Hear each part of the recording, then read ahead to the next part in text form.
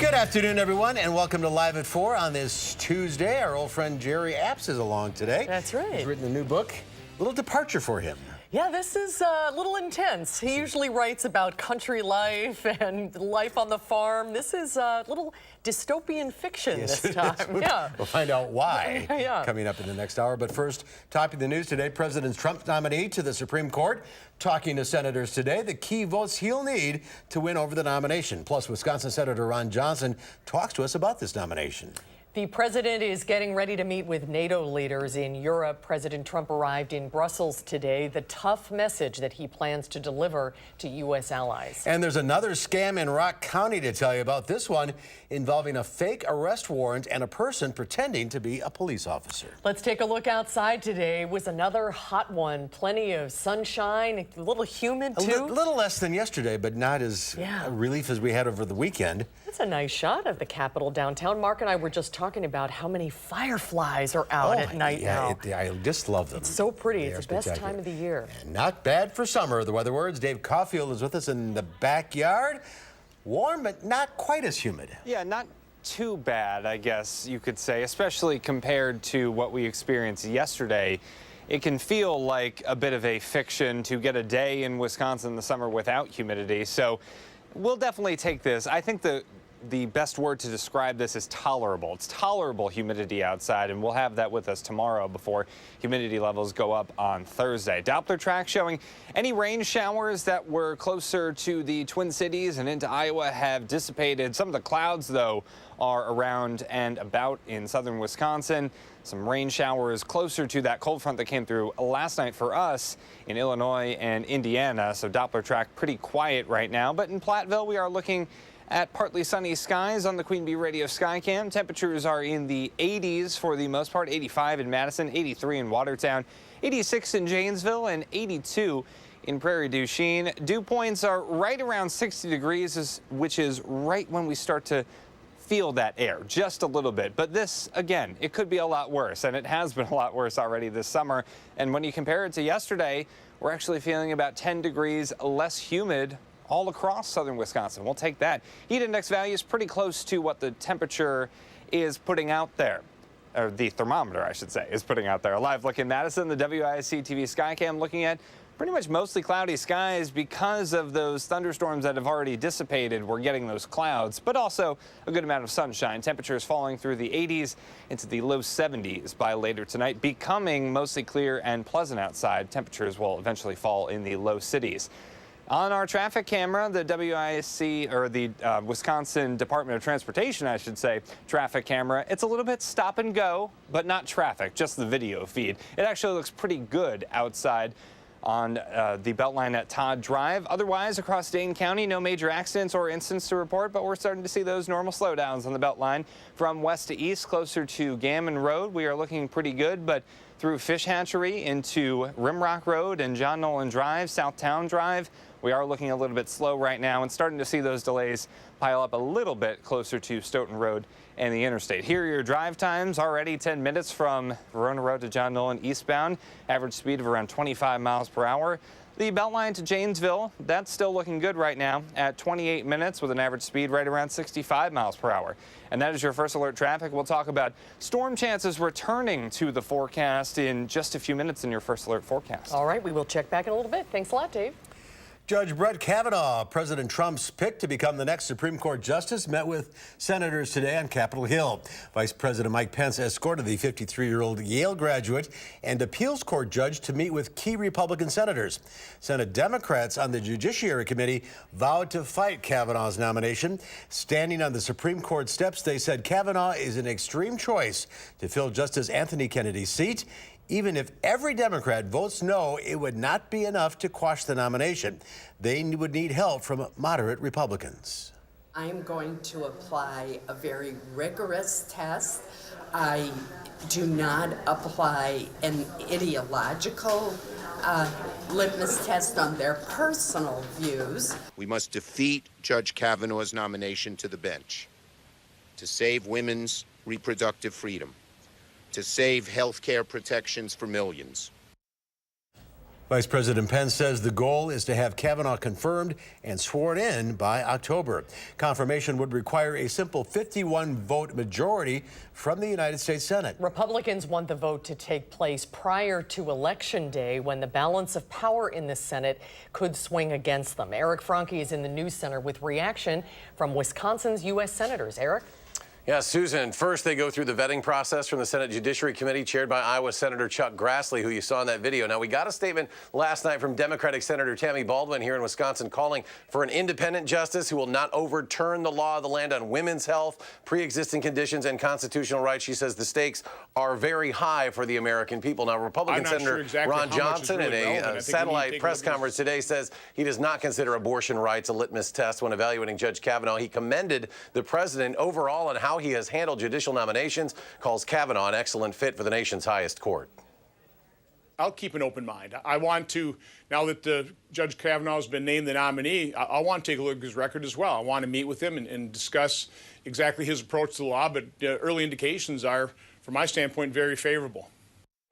Senator Johnson does expect this to wrap up before the midterm elections, as you indicated, and as Senate Majority Leader Mitch McConnell and Chairman Grassley have indicated as well. Now, it was just last year that Republicans voted to eliminate the 60-vote threshold on Supreme Court nominees. Democrats, though, had done the same with lower court judge nominations just a few years prior. Susan and Mark? All right, Eric Franke in the News Center. Thank you. You're welcome. Thank you, Eric. President Trump is in Brussels today, kicking off a week-long European tour. The annual NATO summit is the first stop. The president is ready to deliver a tough message to European allies about defense spending. Ahead of his arrival, the president tweeted his frustrations, saying, in part, many countries in NATO, which we are expected to defend, are not only short of their current commitment, but also delinquent. NATO has not treated us fairly, but I think we'll work something out. We pay far too much, and they pay far too little.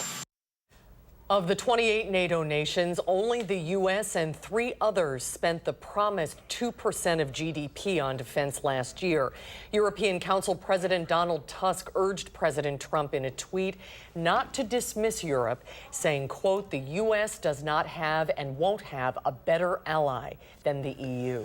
Well, all 12 boys and their soccer coach are safely out of a flooded cave where they were trapped for 2 weeks. A team of international divers navigated a treacherous 2.5-mile escape route to bring the last boys out of the darkness this morning in Thailand. Helicopters flew the rescued boys to the hospital, where they'll be held in isolation and tested for possible infections before being reunited with their families. And actor George Clooney was treated and released from a hospital in Italy this morning after he was involved in a traffic accident. Clooney was traveling on a scooter to the set of the TV series Catch-22, which he is shooting in Sardinia. He was hit by a man driving a late model Mercedes. The man got out of the car, offered to help Clooney before he was taken to the hospital. Clooney was released several hours later. There is a scam going around Rock County involving a police impersonator, and it's costing one person almost $2,000. Rock County reporter Adam Duxter joins us from our bureau at the Janesville Gazette with what to watch for. Adam? This is someone pretending to be a specific officer in particular, Sergeant Troy Egger, and they're calling people, telling them that there's a warrant out for their arrest. Now, they're saying that they missed a court summons, and the only way that they can make up the situation is by buying thousands in prepaid Visa cards and transferring them over the phone. Police say a call like this would never come from a real law enforcement officer. The sheriff's office does not call anyone regarding a warrant status, nor would the sheriff's office ever demand by phone payment for a warrant. It's just not a practice, it's a scam. So far, it's unclear who the caller was, and again, in each case, the caller identified themselves as Sergeant Troy Egger of the Rock County Sheriff's Department. And make matters even more confusing, the number that they're calling from shows up as the actual front desk number from the Rock County Sheriff's Building. Again, police say if you get a call like this, just hang up and call them, and they'll sort it all out. Good advice. Adam Duxter reporting from Janesville. Thanks, Adam. Wisconsin apple growers had a good year for 2017, but cranberry and tart cherry producers face more challenges. The state produced 12% less barrels of cranberries last year than in 2016. That's according to recent data from the National Agricultural Service. The state's tart cherries also saw a 17% decline. A fruit crop specialist says production levels dropped due to a 2016 spring frost. And the Dane County Farmers Market is moving locations this week to Bree Stevens Field. The move is because of the art fair on the square. Along with a location change, there'll also be a change in the hours. It'll be open from 7 a.m. to 1 p.m. You'll also be able to find blueberries and first cabbage of the season, sweet corn, those Door County tart cherries, and more. Concessions will also be open at the field, so you can grab a cup of coffee or a beer at 7 o'clock in the morning while you stroll the market. Well, whatever works, right? Right. Hy-Vee is expanding its online grocery delivery service through 2 national providers, Shipt and Instacart. The 2 new providers are expected in 24 markets, but it's unclear at this point if Madison will be one of them. News 3 is working with a local nonprofit called Today Not Tomorrow to help expectant parents in Dane County. Yeah, it's for the community baby shower. We're looking for diapers and baby wipes, formula, gently used clothing, strollers, cribs. You get the idea. You can drop off items for the community baby shower today through Friday at Verizon Homes. That's off the Beltline at Southtown Drive, or Associated Physicians on Regent Street at South Midvale Boulevard. You can also make a cash donation to the cause through PayPal. All the information is on our website, channel3000.com. Well, next at 4, author Jerry Abs joins us after the break to talk about his latest book, Cold as Thunder. And a lesson in networking, how a round of golf is changing the professional lives of women around the country. That's still to come on Live at 4.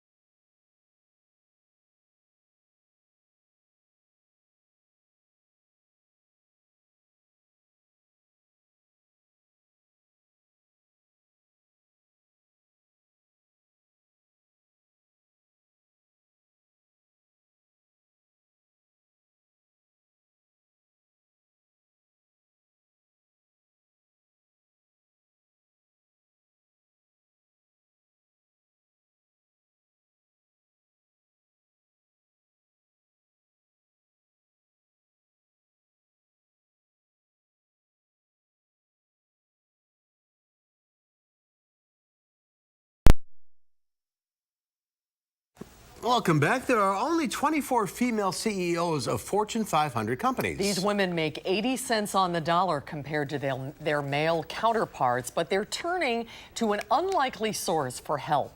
golf. A growing number of women are learning to play golf, and one woman started a special program called High-Heeled Golfer that teaches women everything they need to know about the game, from golf etiquette to ways to hold the club. One small business owner says her ability to play golf is actually helping her company thrive. We played one round of golf. About, I think, 9 months later, I got promoted, 17% raise in the height of the recession. Being able to go out on the golf course with a large group of men or for a tournament, it really sets me apart in being competitive within my industry. Right now, around 25% of golfers are women. Well, it was another positive day on Wall Street, hitting a 4-month high boosted by higher oil prices. The Dow Industrials added 142 points, closing at 24,919. The NASDAQ Composite Index was up 3. S&P 500 gaining 9. Well, Jerry Apps is the author of more than 35 books on mostly rural history and country life. He is a frequent guest here on Live at 4. Jerry's latest novel is a little bit of a new direction for him. It's called Cold as Thunder, and it envisions a dangerous future where the values of a free society have been undermined, not to mention a massive storm that sends Lake Michigan over the Door County Peninsula. Wow. Jerry Apps is with us in the studio. Jerry, you're going dark on us. What's happening? What happened to a little boy riding his bike to school? Well, that's just to show you that there's another side to this old guy. That Cold as Thunder. Tell us about the title. Well, the title comes from my father and working on the farm, and where things were not going well. There was dry weather, the crops were drying up, the cows weren't milking well, and he would say, "These times are cold as thunder." And I kept that in my head all the while, thinking, oh, someday I might find a use for that phrase. And then what was the idea for the book? What was the inspiration the idea for the behind book it? goes back about 7 or 8 years, long time. And my son, Steve, and I were canoeing in the Boundary Waters in northern Minnesota. And in between fishing and telling stories to each other and all the rest of it, in fact, almost all of my novels came out of situations like that. And I'm saying to Steve, now I've written about yesterday and I've written about today, but maybe it's time to write about tomorrow. He said, oh, geez, let's talk about that. And so we brainstormed what a book might look like if we projected ahead and thought about what society might be like. And well, that's what we did. And so it's been bubbling along for 7 years. It takes me a long time to write novels. But it's not a pleasant society by any means. No, it's a society where everything is privatized. If you want police protection, you have to pay for it. If you want health, you have to pay for the roads. Everything is privatized. Media shut down. And the churches are all closed. The libraries are all closed. All of the media is shut down, except what exists is controlled by the government. It's a scary situation. But it's not a dystopian tragedy because the people fight back. Well, I created this group that I called the Oldsters. We love the Oldsters. Which I am one. I think I am too. And the Oldsters are the heroes. Yeah, they fight back. And they are devious because they try to have the government believing that they're all for them and they're doing things to help them, and they decorate the village with flowers and all that stuff. And the powers that be think they're just wonderful. And what they're really trying to do is to figure out a way to take back the democracy that they once knew, to take back the educational programs that they once knew. And they're doing this in some very clever kinds of ways that I hope, at least I think they are, as I develop this book. So is this a cautionary tale, this book, or what do you hope people take away from all this? of my books, all of my novels especially, relate to some kind of an issue. And I think a number of people have some concerns about what does it take to keep a democracy alive and well? What sorts of institutions do we need?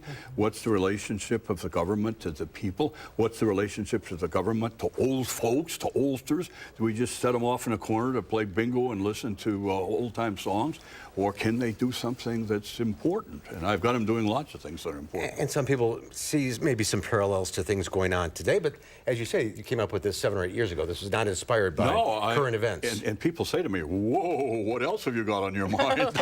Please, right into the boat, quick. How does this end? Let us know what's going on. But the kicker in the whole thing is I took the idea of climate change to not an impossible conclusion, in that all of the East Coast is washed out, New York is underwater, New Jersey is eliminated, and that big storm winds its way into the central part of the country, and Lake Michigan completely inundates Door County.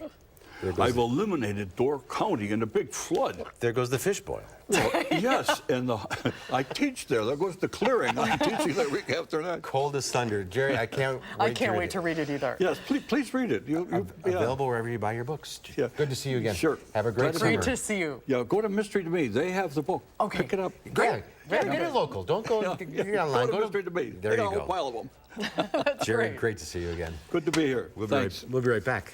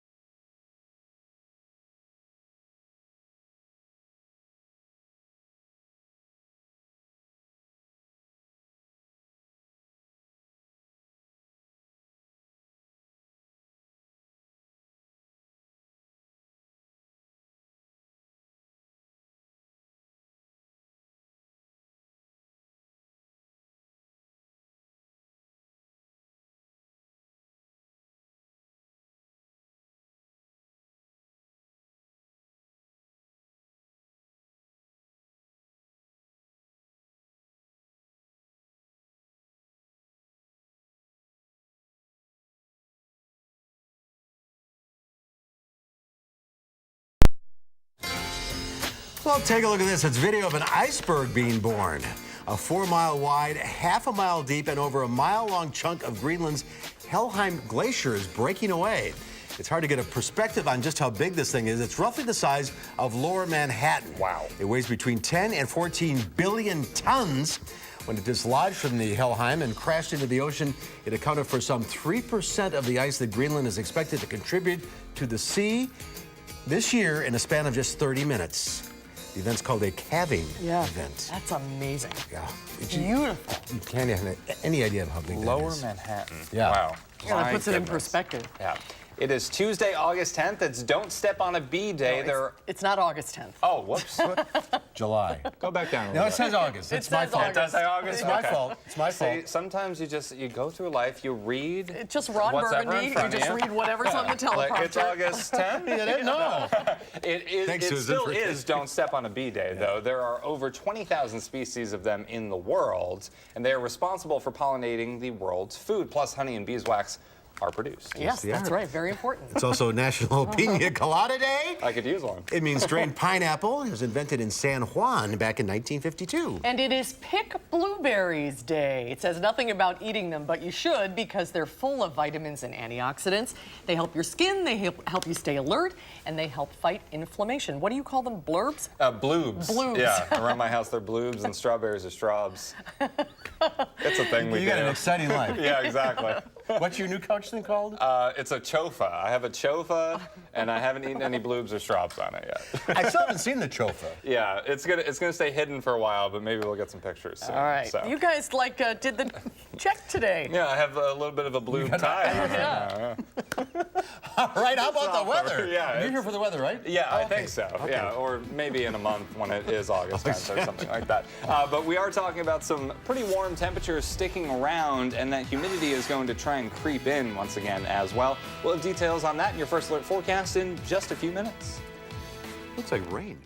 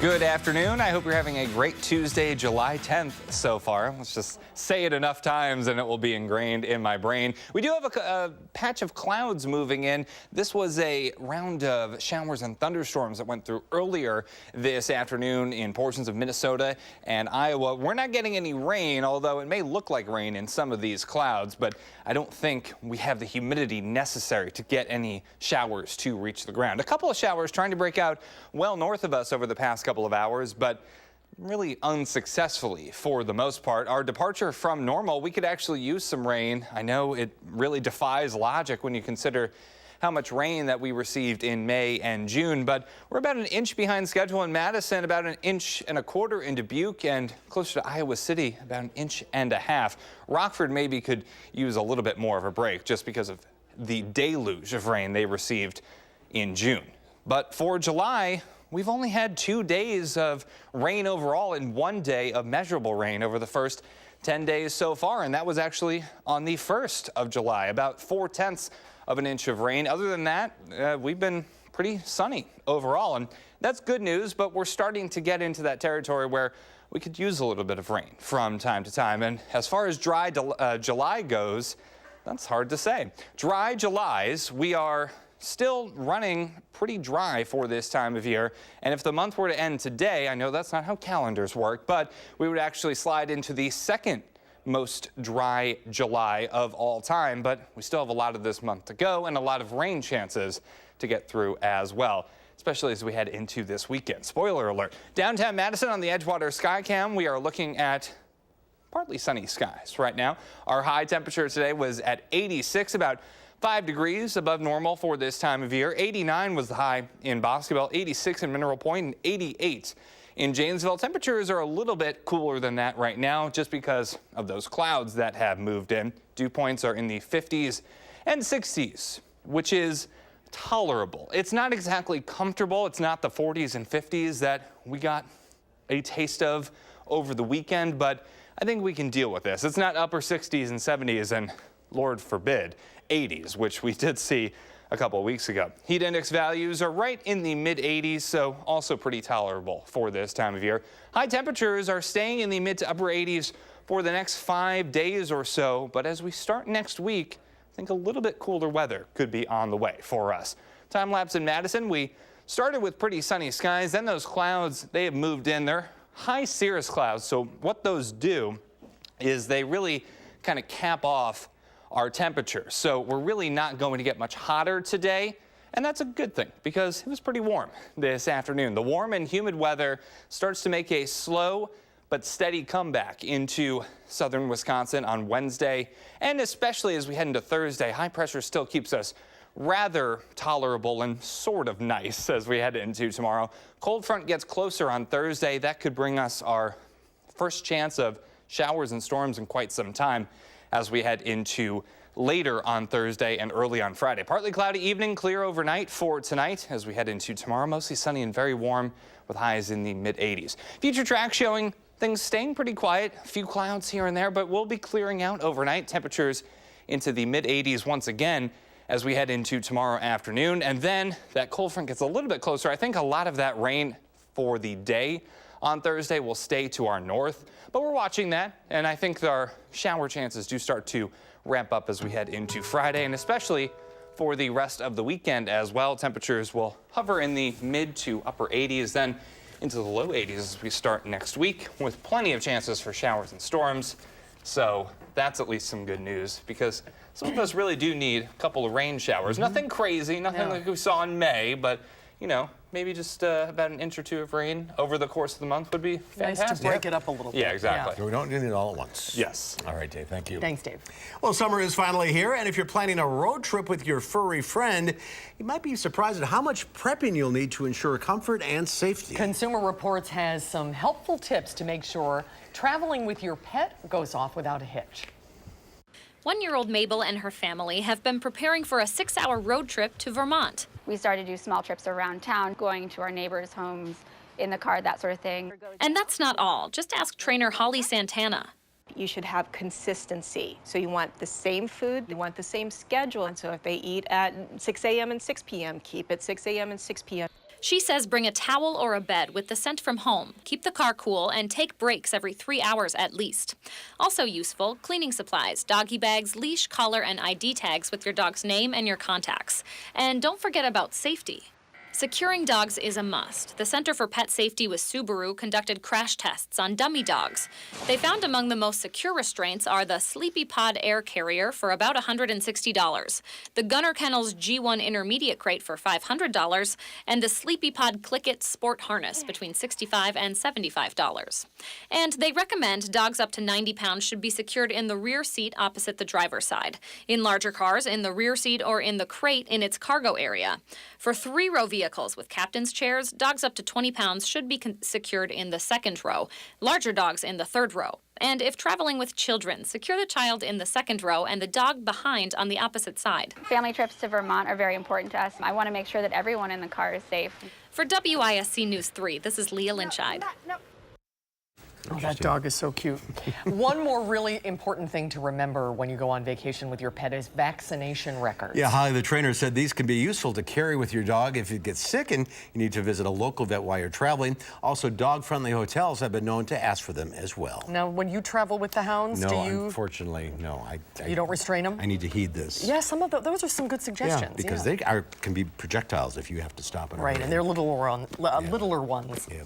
So, speaking of cars, if you're in the market for a new one, have you thought about an all-electric vehicle? You might want to add them to your shopping list. That's right. When we come back, electric vehicles are getting easier to own and use on a daily basis. We'll find out if an electric vehicle is right for you when Live at 4 continues.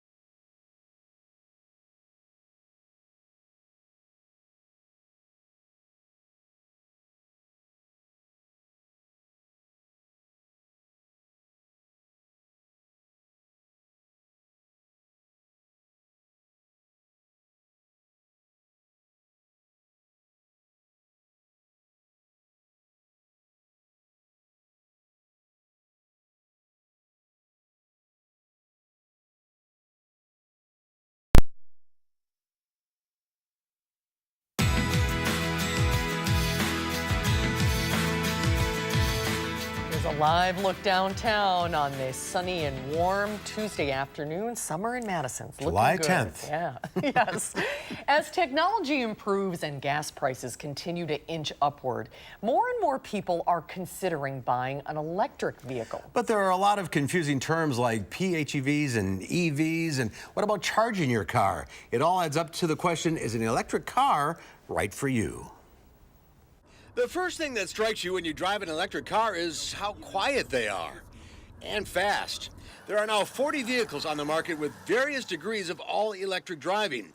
PHEVs can run on all-electric power for a certain number of miles, usually under 75, before a gasoline engine takes over. So in theory, they have an unlimited range, as long as you keep filling up the gas tank. So all you do is just... Then there are EVs. They are totally electric. Battery power only. When the juice runs out, you stop moving forward. 5 manufacturers sell new EVs in Wisconsin, from Tesla to Jaguar to BMW, plus the more affordable Chevy Bolt and the redesigned Nissan Leaf. The Leaf can go 151 miles on a charge. You need to plan ahead. 3 key issues with electric cars right now. It's range, how far can you go on a charge? It's charge time, how long it takes you to recharge that battery. And the final one is cost, because batteries are still very expensive. This top-of-the-line 2018 Leaf is $38,500. It starts around $30,000, not including tax breaks and rebates, which can run into the thousands of dollars. But the cost doesn't matter much if the car isn't practical. RidesAndDrives.com editor and News 3 auto expert Harvey Briggs says these cars are getting better at that. You know, if I live inside the Beltline here in Madison and I drive it to work downtown and back, you're going to be able to drive this car 95% of the time. But if you have kids and you've got soccer tournaments out of town and you're doing weekend trips down to Chicago and all that other stuff, well, now you're going to want to have either a hybrid, range extended gas car, electric car, or, you know, a second car that's just a gas car. Madison Gas and Electric has a new Chevy Bolt, the one with the use no gas license plate. It gets 238 miles on a charge. Connect it. And car beeps? Car beeps. And this lights up to show you're charging. Couldn't be much easier, could it? It's very easy. Debbie Branson is the voice behind MG&E's EV Rider program.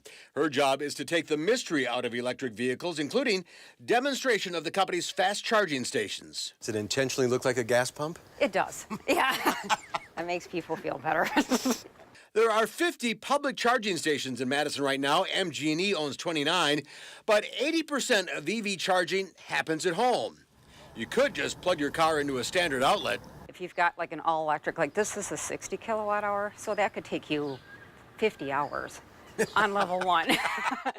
So you'll need to install a level 2 charger in your garage. It's 240 volts, like your dryer.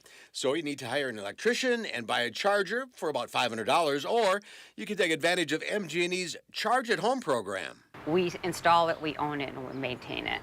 So for customers, if they're a little like, what do I need to do? How much does it cost? This is a way for us to kind of manage the whole process from start to finish. And then they pay about $20 a month. Then they have, plus they have to pay the cost of electricity. Which off-peak is 10 cents an hour if you sign up for a special program. That's about $2 a charge, 50% cheaper than gas right now.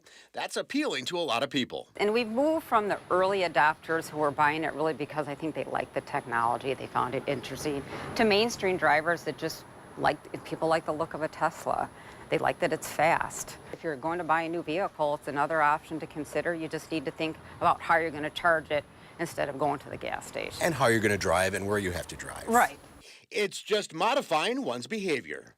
You just pull it in the garage, plug it in every night automatically. You plug in your cell phone, plug in your car. Exactly. It's no different than that type of behavior. That type of thing, again, if you're going to take weekend trips. And more businesses are installing free chargers for their employees, and some area businesses also provide free hookups. Otherwise, MG&E charges $2 an hour at its charging stations. I am intrigued by it. I really am. After doing this, it's like, yeah, this might work. Starts to think of, yeah, you start to think about it. You can learn more about EVs and the locations of charging stations across Dane County at energy2030together.com/EV Rider. And I think we have that information on our website, channel3. 3000. And MG&E is going to be set up at the Concerts on the Square tomorrow night with their car, and you can go over there and ask questions as well. Very good. Good idea. So have you ever wished for more hours in a day? Well, you are not alone. Every day. When Live at 4 returns, UW Health senior psychologist Shyla Murgain joins us in the studio with ways to manage our time and energy. That's coming up next.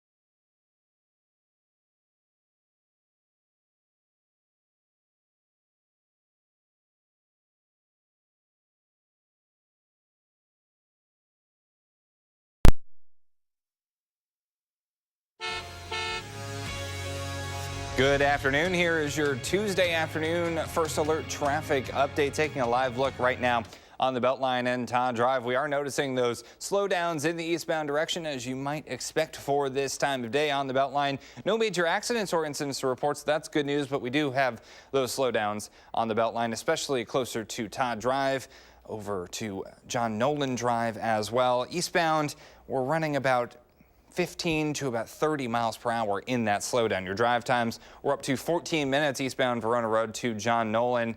Average speed of around 20 miles per hour. And in the other direction, about 10 minutes with an average speed of around 30 miles per hour. And that's your First Alert traffic. All right, Dave, thank you. There was some controversy during the hot dog derby during the A's-Indians game.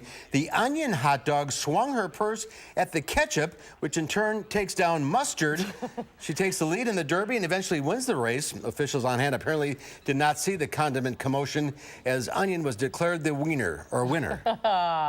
Very good. This doesn't happen with our racing sausages ever. Not at all. No cheating. Well, many of us respond to rising demands at work and at home by putting in longer hours. Yeah, but no matter how you slice it, there are only 24 hours in a day. The key to getting more out of our time is to manage our energy, and there are 3 simple strategies to do that. UW Health senior psychologist Shyla Murgain is back with us. Good to see you again. Good to see you. Happy summer. Happy summer indeed. So time and energy are not the same thing? One of the things I'm so struck by is when you ask people how they're doing, they don't just say, oh, I'm okay. They now say, oh, I'm so busy. Always. And, you know, we can manage that by not necessarily going after time management, but energy management. And I like to think about each day we have a cup full of energy. Some days we have more, some days less. If we didn't sleep well, or we're ill or pain, or we just did too much the day before. And then as we go throughout the day, there are things that can boost energy, and we'll talk about some of those things. But the main things that drain energy, and I kind of think about them like puncturing, you know, and so the energy drains out, are when we get into it feels good. It feels good. You have frustration out here. So a lot of like upsetting negative thinking, distressing emotions. If we're really frustrated with what's going on, that quickly drains our energy. So we can do some energy boosts to keep and maintain that good energy where we're most productive and feel most fulfilled. You call it the SOAR technique. Yeah, it's a mini meditation, so it really drops us into the moment. It's an acronym. S stands for just stopping, pausing, and connect with the breath.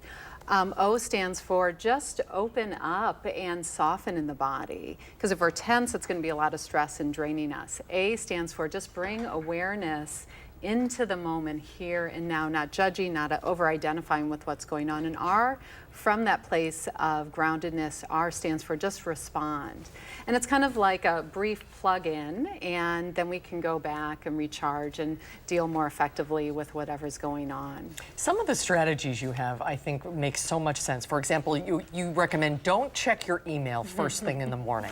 Exactly. Get your day started because that's an immediate drain on your energy. The first thing you see when you wake up, it's kind of daunting. Yeah, all those to-dos, all those emails you have to respond, and that's not the best use of your energy, because often many people have the most energy in the start of their day. And so one of the techniques that I love is from Mark Twain of eat the frog first, which means get the most difficult thing done first when you're fresh, alert, and then you might check email later in the day. But if you get the first thing done, the worst thing done first, the rest of your day probably will be smooth sailing. You got to fuel the body, nutritious food. Absolutely. You know, many Americans eat almost like dessert for breakfast, so much sugar and all these processed foods, and that causes a roller coaster of energy. We have the high and then the crash. So instead, think of eating foods with good protein, omega-3 fatty acids, antioxidants. We want to fuel our body and mind with healthy nutrition. Absolutely. Start the day right. It's a great way to think about it. That's all the energy you have for the day. So how are you going to use it? I love that. Yeah, and I always recommend people moving too. You know, they always say sitting is the new smoking. So every hour get up and move,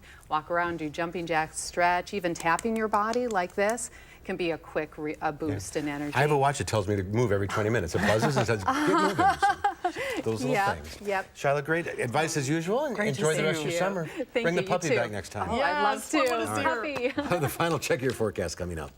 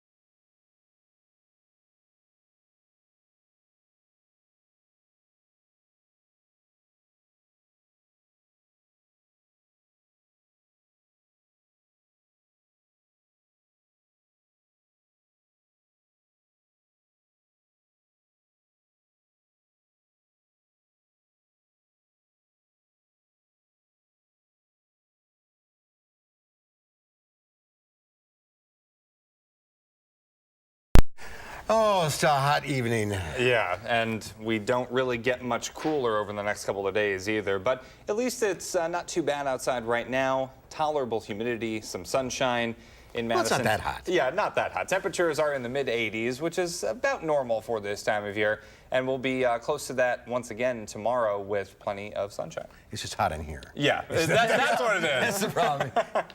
All right, we'll be right back. Thanks, Dave. Stay with us.